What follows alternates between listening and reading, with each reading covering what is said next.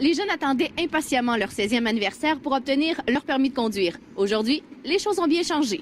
Chez les 16-19 ans, en dedans de 20 ans, on a peut-être le taux a peut-être coupé de moitié, là. À quel âge vous l'avez obtenu? Je l'ai eu à 27 ans. Je l'ai eu à 21 ans. Vous faites vos cours actuellement et vous avez quel âge? J'ai 22. 22 ans. Pourquoi ne pas être allé chercher à 16 ans?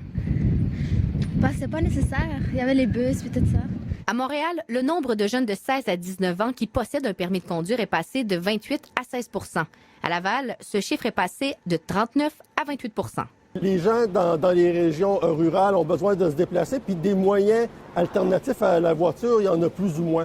Alors qu'en ville, on a accès au transport en commun. Chaque année, la STM effectue 430 millions de déplacements. Avec 1800 autobus et 68 stations de métro, les options sont nombreuses. J'utilisais juste mon permis de conduire quand je venais de la campagne, puis je stationnais mon auto quelque part, puis après, je l'utilisais plus, là.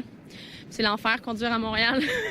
Les stationnements, c'est quand même difficile. Qu'est-ce que vous utilisez le plus souvent? À Montréal, mon vélo, vraiment. Mais quand je suis en région, c'est vraiment en auto, là. Est-ce que c'est plus difficile d'apprendre à conduire à Montréal?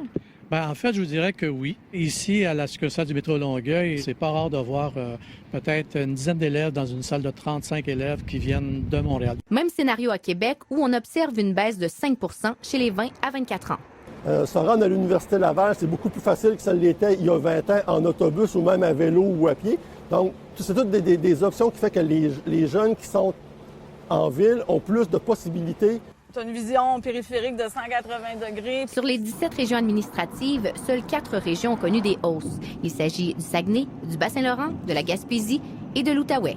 Karianne Bourassa, TVA Nouvelles, Montréal.